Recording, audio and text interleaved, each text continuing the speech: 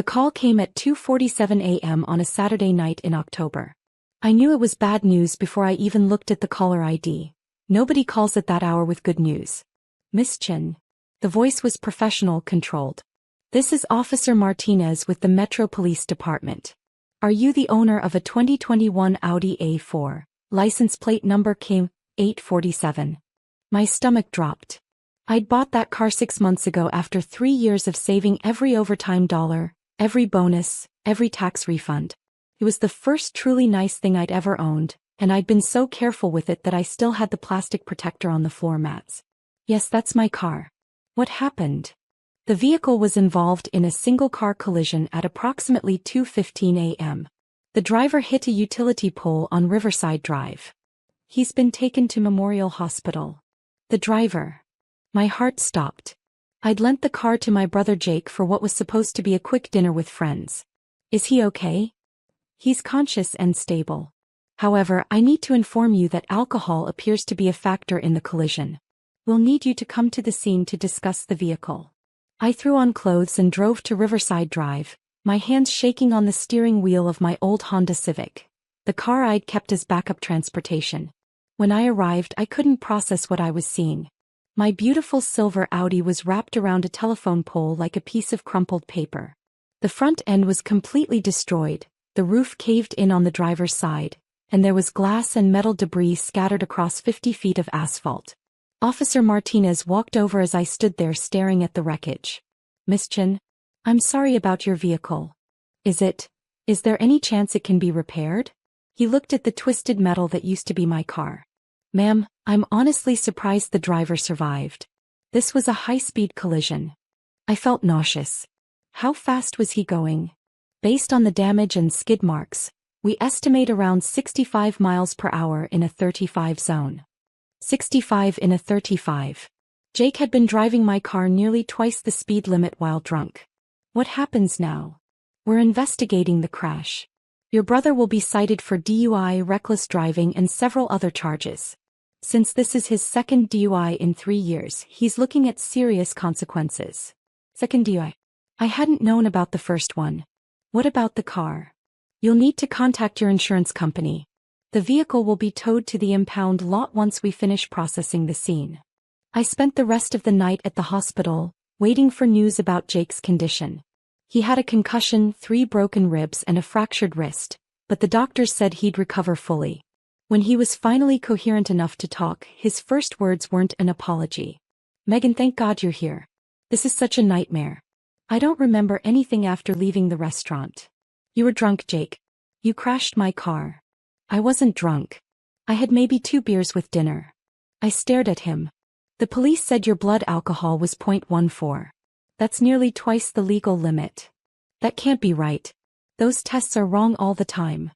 Even lying in a hospital bed with evidence of his drunk driving literally surrounding us, Jake was denying responsibility.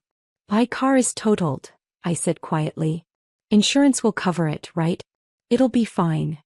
Jake, you could have killed someone. You could have killed yourself. But I didn't. It was just an accident. Just an accident.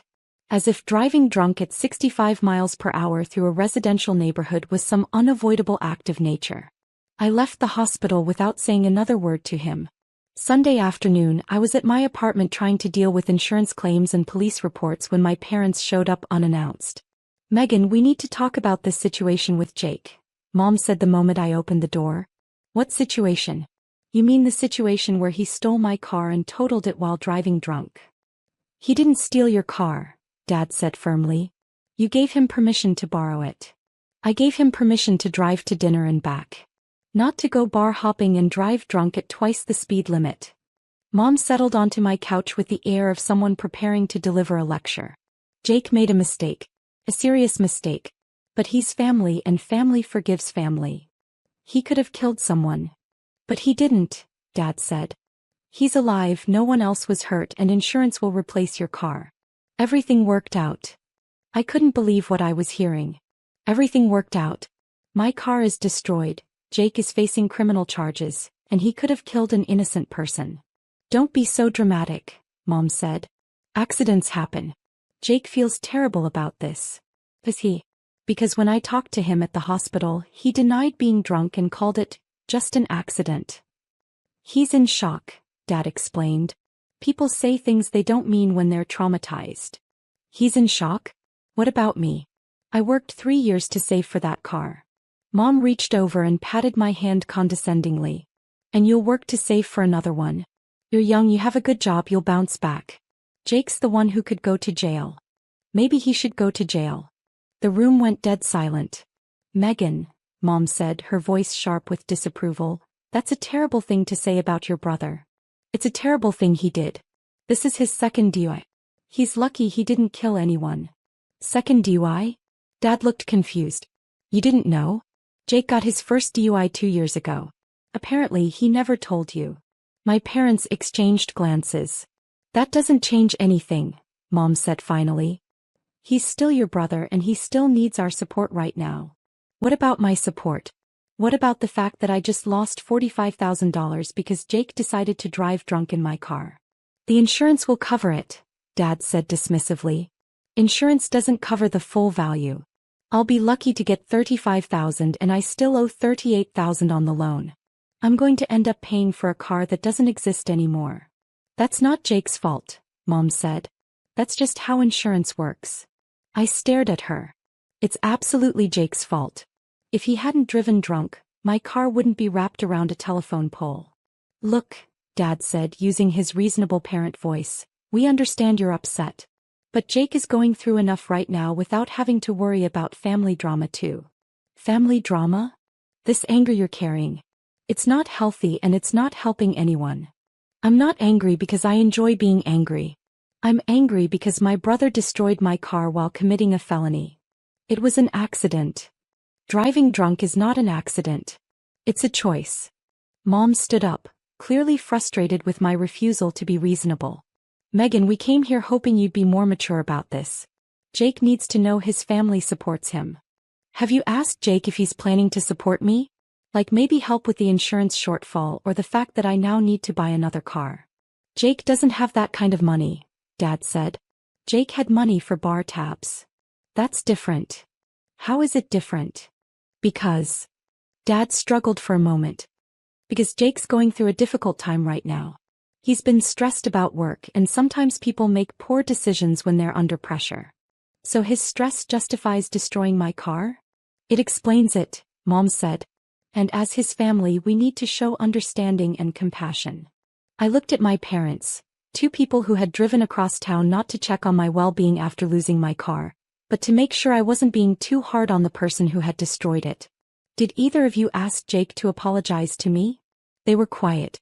Did you suggest he take responsibility for the financial damage he caused? More silence. Did you even express disappointment in his behavior? Or did you just focus on making sure I don't hold him accountable? Megan, Mom said softly, we're trying to keep this family together. By asking me to pretend that what Jake did was okay? By asking you to forgive your brother and move forward. I can forgive Jake and still expect him to face consequences for his actions. What consequences? Dad asked. He's already been through a terrible car accident. He's hurt, he's facing legal problems. Hasn't he suffered enough? He's facing legal problems because he committed crimes. And I'm facing financial problems because of his choices. The financial problems are temporary, Mom said. Jake's legal problems could follow him for years. I realized something in that moment. My parents weren't just asking me to forgive Jake. They were asking me to pretend his drunk driving was my problem to solve, my loss to absorb, my responsibility to minimize. You know what?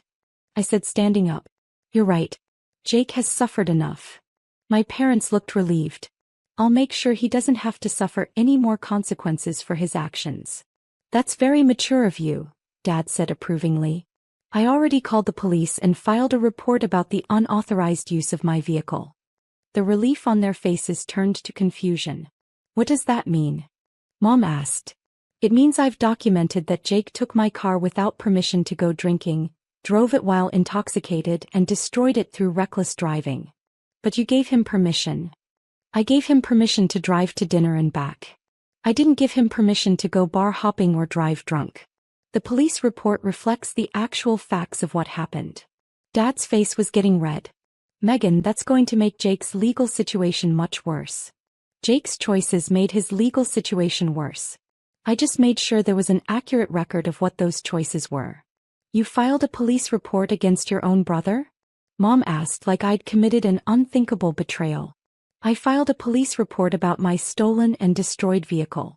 The fact that my brother was the one who stole and destroyed it is unfortunate, but it doesn't change the facts. This is vindictive, Dad said angrily.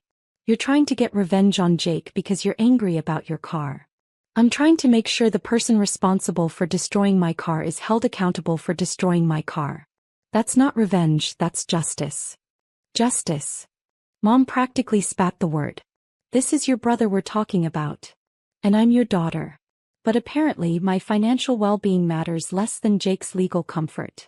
They tried arguing with me for another 20 minutes, alternating between guilt trips, accusations of vindictiveness, and lectures about family loyalty.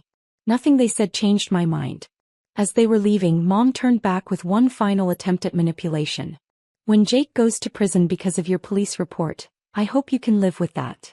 When Jake goes to prison, it'll be because he drove drunk and destroyed property, not because I documented what he did. They left and I didn't hear from anyone in my family for a week. During that week, I learned several interesting things from the police detective handling Jake's case. First, this wasn't Jake's second DUI. It was his third. He'd had one in college that my parents had quietly handled, one 2 years ago that he'd kept secret, and now this one. Second, Jake had been at 3 different bars that night, not just dinner with friends, like he'd told me. Security footage showed him visibly intoxicated at the last location before he got in my car. Third, Jake had been texting while driving in the moments before the crash. The police had recovered his phone and found messages he'd sent to friends bragging about driving his sister's fancy car. None of this surprised me, but it confirmed what I'd suspected. Jake's version of events was complete fiction. The surprise came the following Sunday when my parents invited me to family dinner, to work things out. I arrived at their house to find not just Mom, Dad, and Jake, but also my Aunt Susan, Uncle Bob, and my grandparents.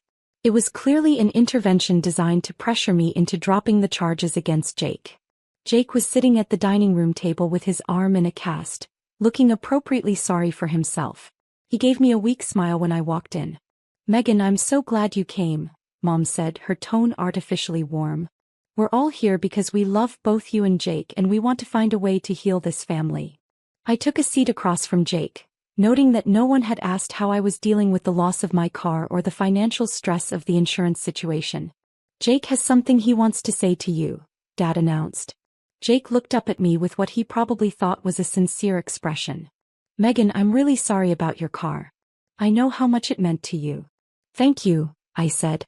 And I want to make it right. Once my legal situation is resolved and I can get back to work, I'll help you with whatever the insurance doesn't cover. Several family members nodded approvingly at this generous offer. How much do you think that will be? I asked. I don't know. A few $1,000s. Try 10,000. Maybe more.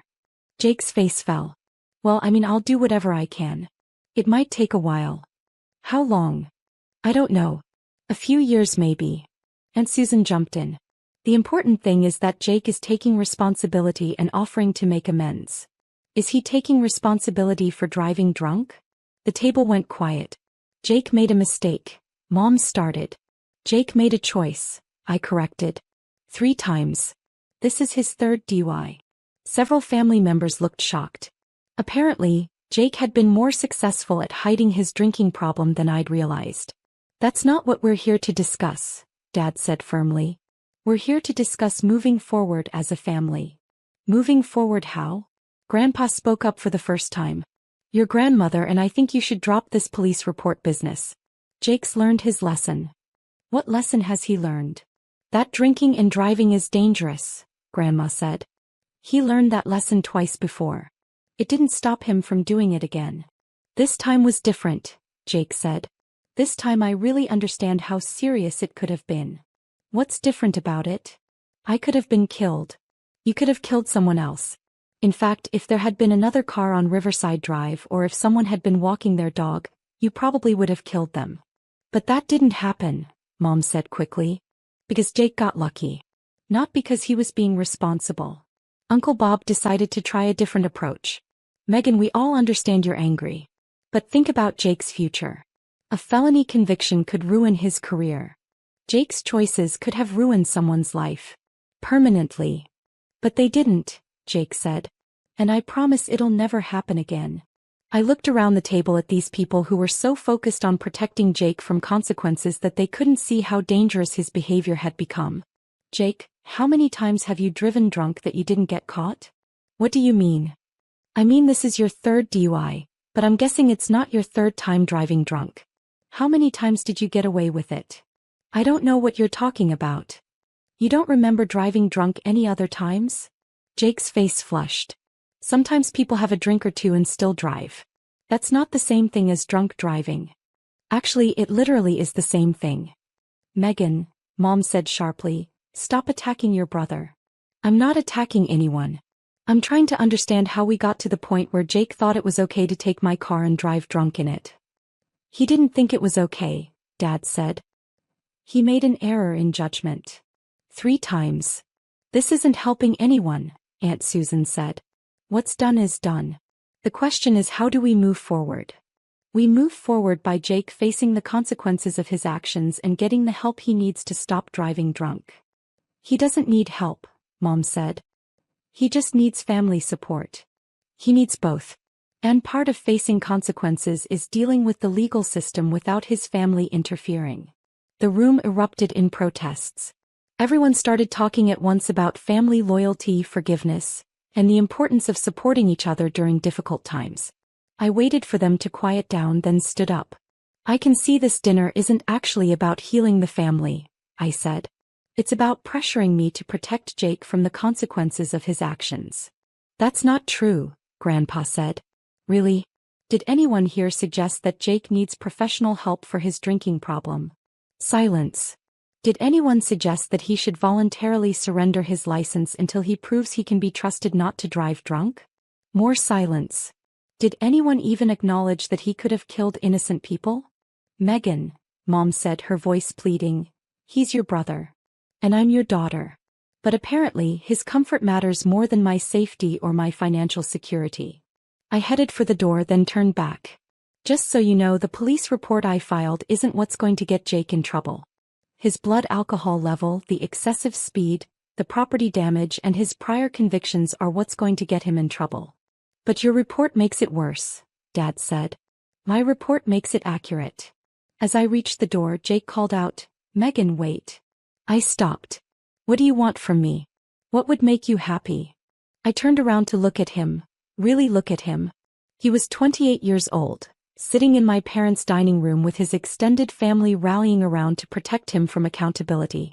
He just destroyed my car while driving drunk, and his biggest concern was whether I was going to make his legal problems worse. I want you to stop driving drunk, I said.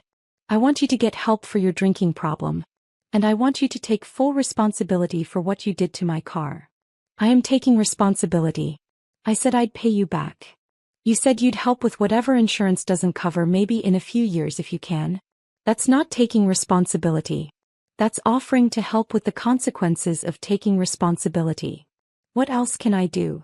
You can stop asking me to lie to the police about what happened. Jake looked genuinely confused. I never asked you to lie. Everyone in this room is asking me to lie. You're asking me to pretend you had permission to take my car drinking. You're asking me to pretend this was an unavoidable accident instead of the predictable result of drunk driving. You're asking me to minimize your choices so you face fewer consequences for making them. I looked around the room one more time. The police report stays. Jake will face whatever consequences the legal system determines are appropriate. And I will not be covering any of the financial damage his choices caused. I left them sitting there and drove home in my old Honda Civic, feeling lighter than I had since the night my phone rang at 2:47 a.m. 3 weeks later, the police officers showed up during Sunday dinner at my parents' house. I wasn't there. I'd stopped attending family dinners after the intervention, but Jake called me afterward, panicked and angry. Did you know they were going to arrest me at dinner? He demanded. Who arrested you? The police. They came to Mom and Dad's house with handcuffs. Jake, I didn't know when they were going to arrest you.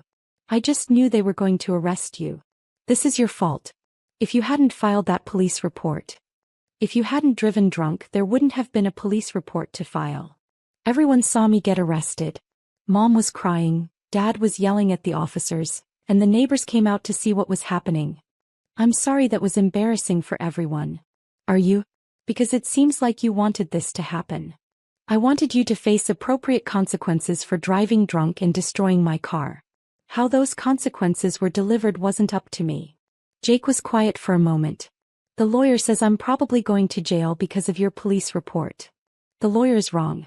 You're probably going to jail because this is your third DUI and you caused significant property damage while driving at dangerous speeds. But your report made it worse. My report made it honest. Jake hung up on me. The trial happened 4 months later.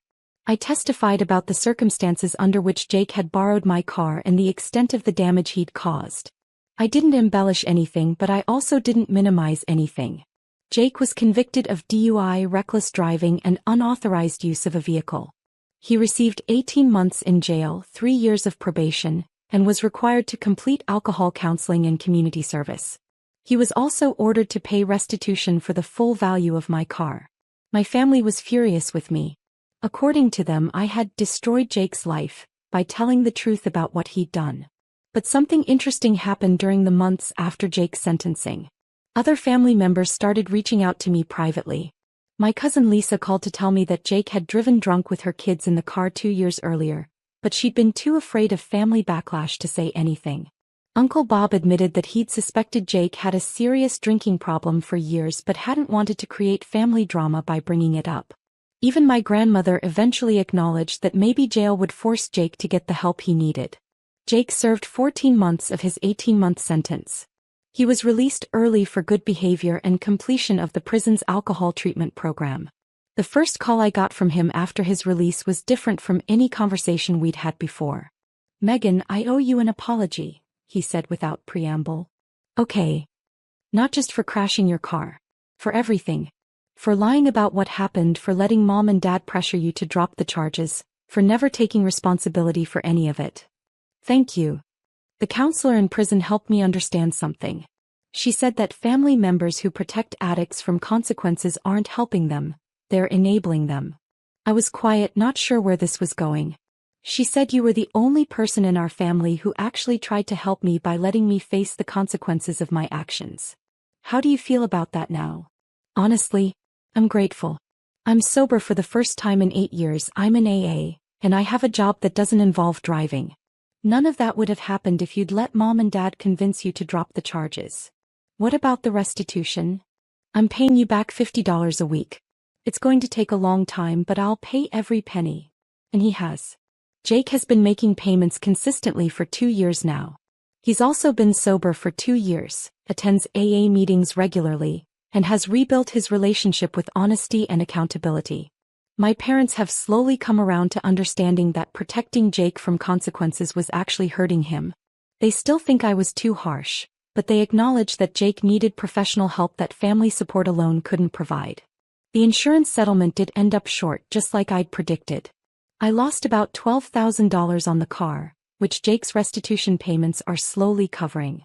But more importantly, I learned that sometimes the most loving thing you can do for someone is refuse to enable their destructive behavior, even when everyone else is pressuring you to protect them from accountability.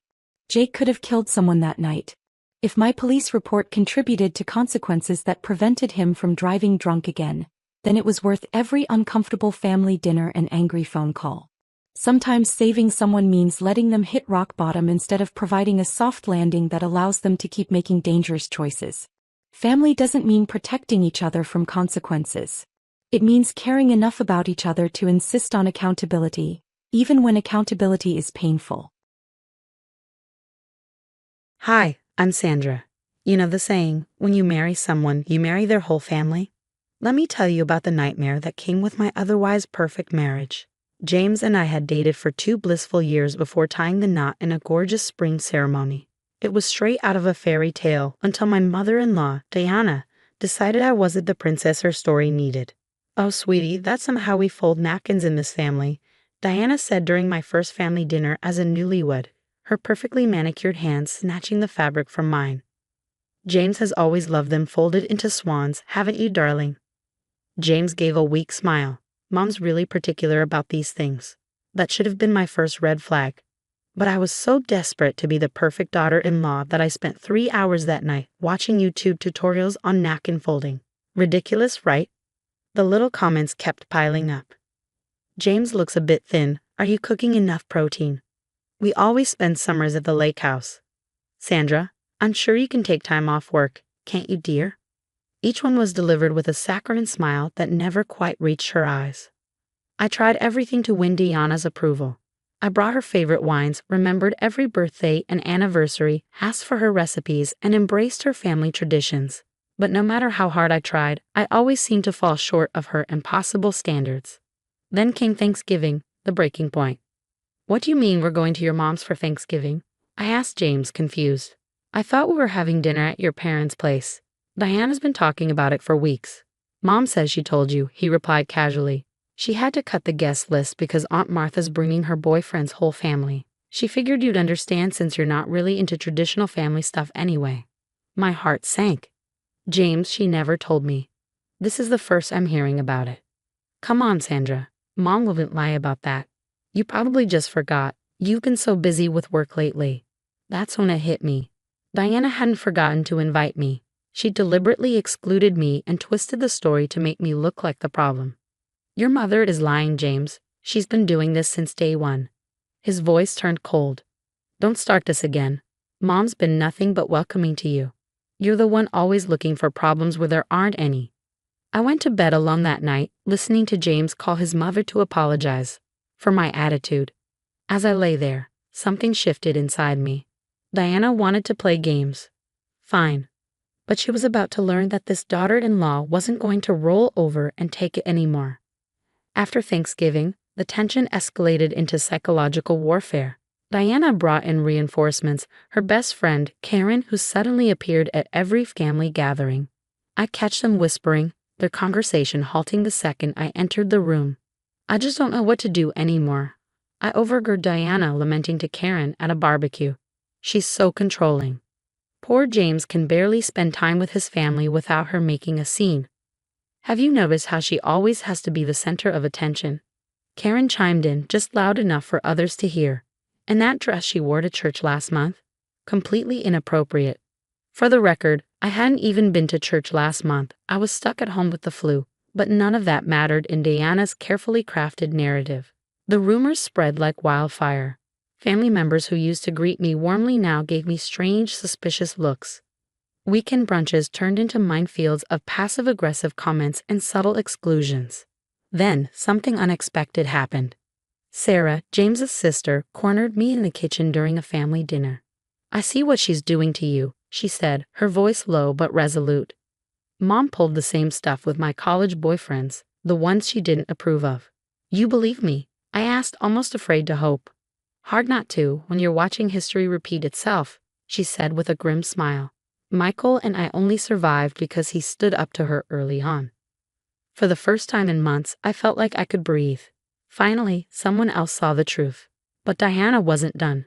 A week before Christmas, she dropped her biggest bomb yet. I'm hosting a special family-only Christmas dinner this year, she announced at Sunday dinner.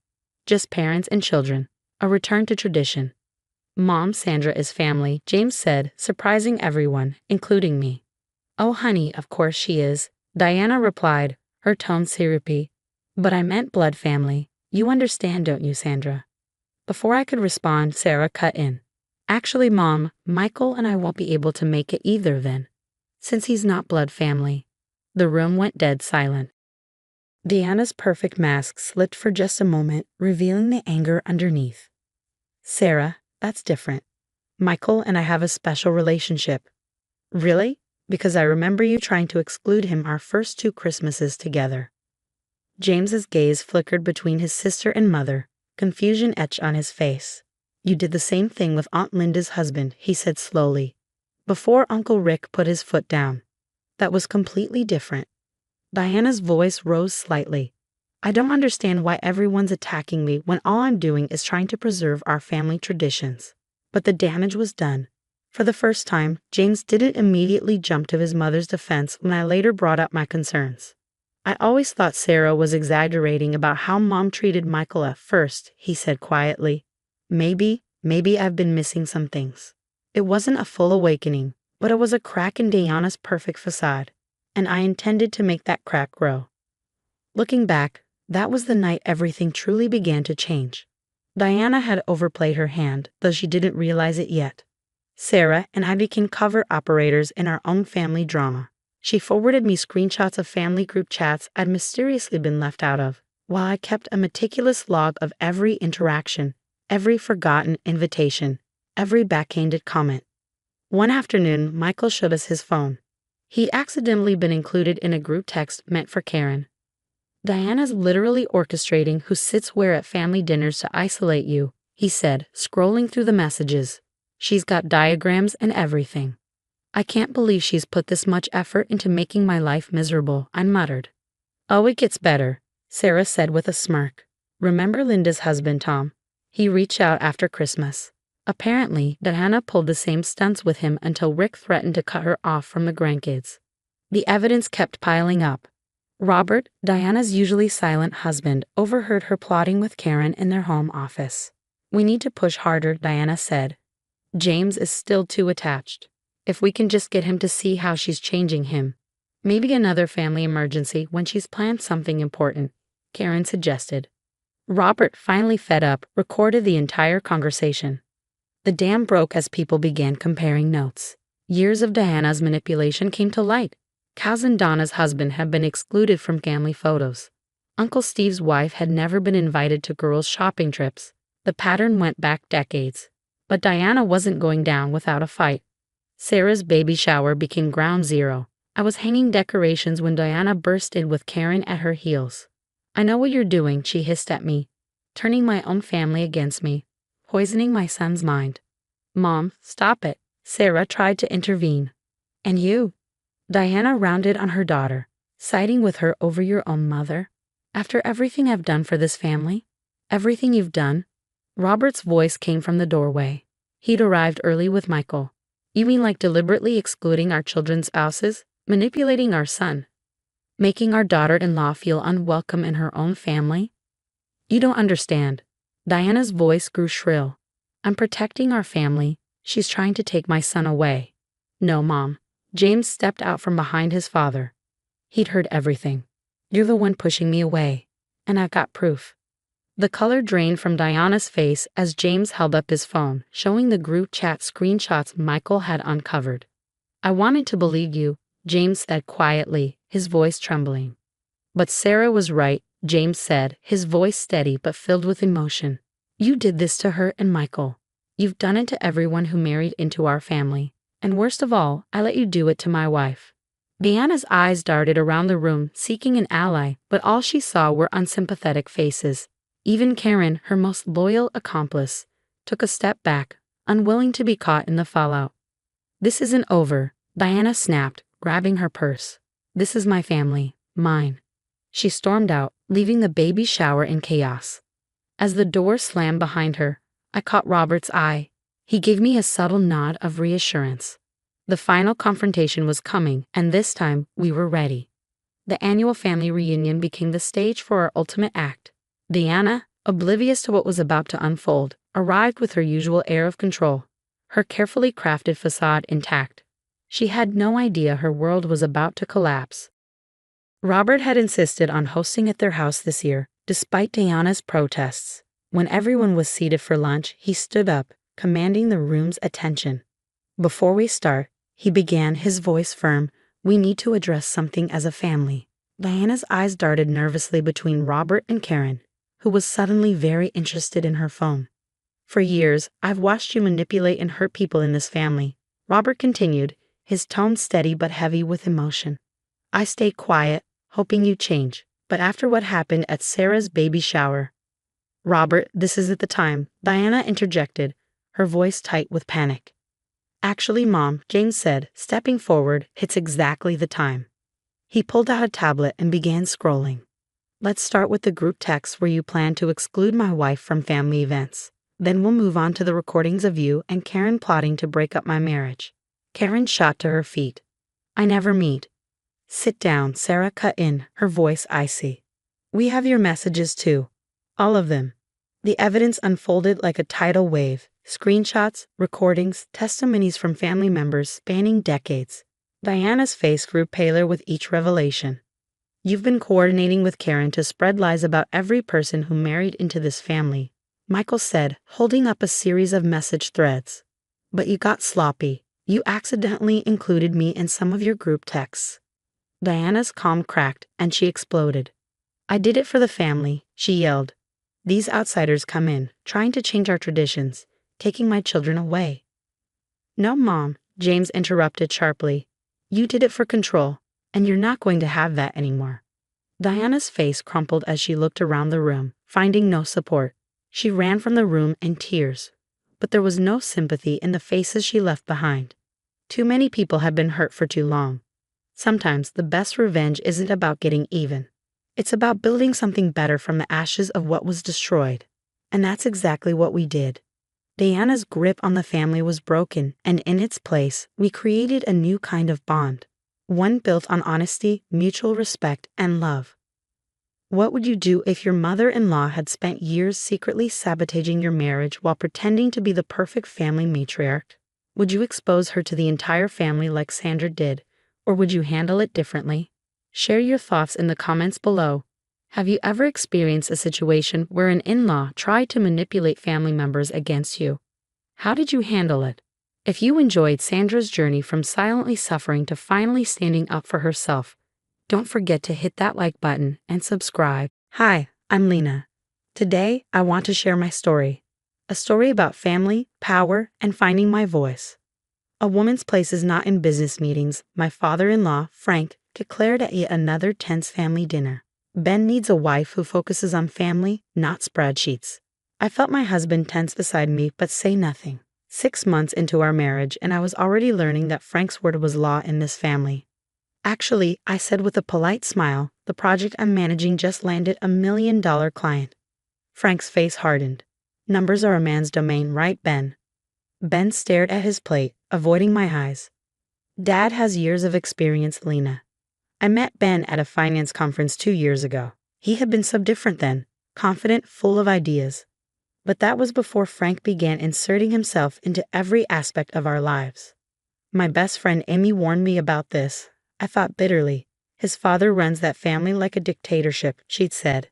And she was right. Every Sunday dinner felt like a trial, with Frank presiding as judge and jury. Even at our housewarming, Frank had something to criticize. The house you bought is too small, he declared. No room for grandchildren. We're focusing on our careers first, I replied. Frank slammed his hand on the table. Family comes first. Always. Ben knows this, don't you, son? Yes, Dad, Ben mumbled. Frank even dismissed Ben's career. Banking isn't real business, he'd say. Real men build things like my construction company. When are you joining the family business, son?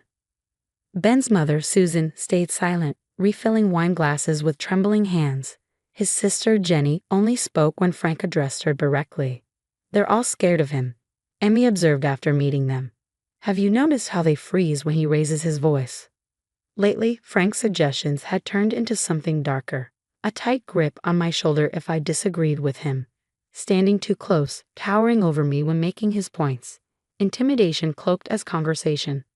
Just smile and nod, Susan whispered during dish duty one evening. It's easier that way. But I wasn't raised to smile and nod. The problem was, every time I stood my ground, Frank's eyes would narrow, and his presence became more menacing. Last week, I made the mistake of mentioning my plans to expand my department at work. Frank grabbed my wrists, pretending to admire my watch. Such expensive taste, he sneered. Ben's salary not good enough for you. Let go, I said firmly. His grip tightened.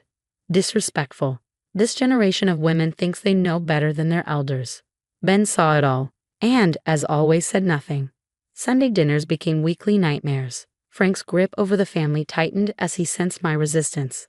One morning, I found Ben in our home office, shredding a letter, a promotion offer, one that would have required us to move. Why? I demanded. I don't care, he said flatly. It would mean moving branches, and Dad says I need to stay close to home. A better position, a higher salary, all gone because Frank said no. That evening at dinner, the promotion news slipped out anyway.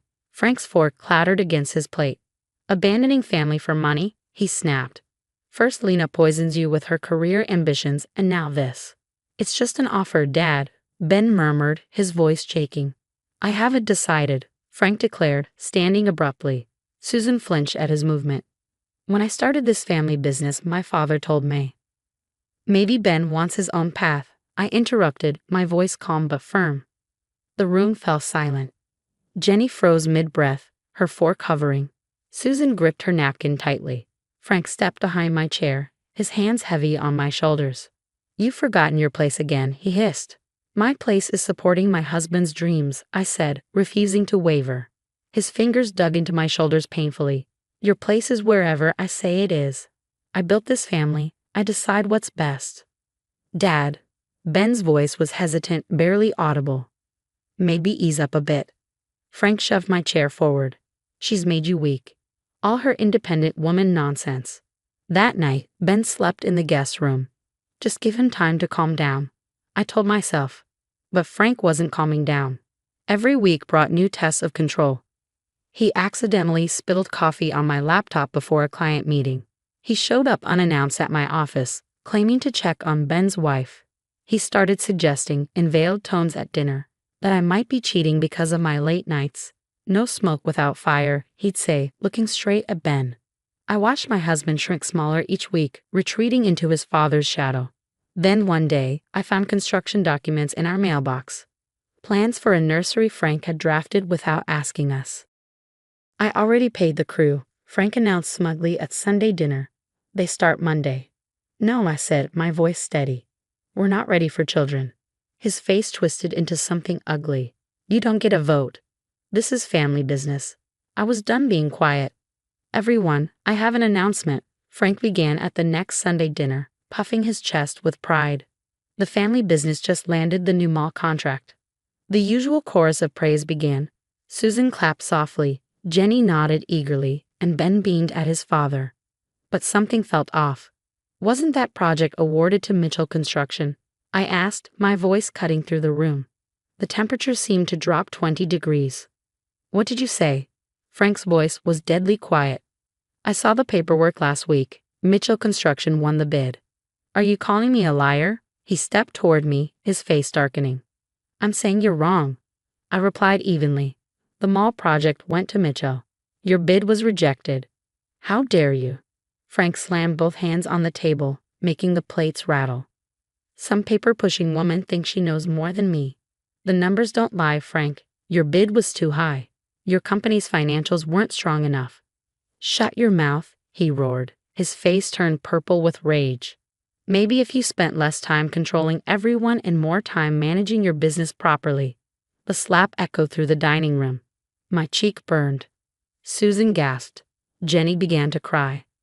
Lena, Ben finally spoke, his voice trembling. Apologize to Dad. Right now. I touched my stinging face, staring at him in disbelief. Apologize? You disrespected him in his own house. Frank smirked, victorious. Listen to my son. Know your place. That was the moment everything became crystal clear. This wasn't about business or family, it was about power. I stood slowly, my chair scraping back against the floor. Your son. You and your puppet. Get out of my house, Frank roared. Gladly. I turned to Ben. Are you coming? He looked between us, lost and trapped. Dad's right, he whispered. You went too far. I nodded slowly. Yeah, I did. I went too far thinking you'd ever be strong enough to stand up to him. As I walked out, I heard Frank's triumphant laugh. Women these days think they know everything. But he had made one crucial mistake. He thought this was over. It wasn't, not even close. Monday morning, I walked into my office with purpose. As head of construction financing, I had access to every major project bid in the area, including Frank's. A pattern quickly emerged: inflated bids, poor financial planning, a business running on reputation rather than results. 3 failed projects in 6 months, complaints about missed deadlines, workers quitting over Frank's temper. The rejection of the mall contract had hit him hard. A colleague mentioned his company was counting on it, using it as collateral for other loans. Everything clicked. Frank wasn't just a bully, he was a desperate one. The annual industry dinner couldn't have come at a better time. Everyone who mattered would be there. Contractors, developers, bankers. I made sure to sit with Mitchell Construction's CEO. Frank's quite traditional in his business approach, I said loudly enough to carry. Some might say, outdated. Right on cue, Frank appeared at our table, his face already red. "Lena," he thundered. "What are you doing discussing business?" Frank sneered as he approached the table. I smiled sweetly. "Oh, just talking about those numbers you think women can't possibly understand." "You have no right." "Like you had no right to lie about winning the mall contract." My voice carried across the room. Conversations halted and heads turned. Frank's face darkened. "I built this industry," he thundered, his voice rising, "before your generation came in with your fancy degrees and progressive ideas. Is that why you lost the mall contract?" I asked, tilting my head. "Too many fancy degrees involved, or was it the financial irregularities in your bid?" Frank's composure cracked. "You little." He stepped toward me, hand raised, just like he had at dinner. I didn't flinch. "Going to slap me here too?"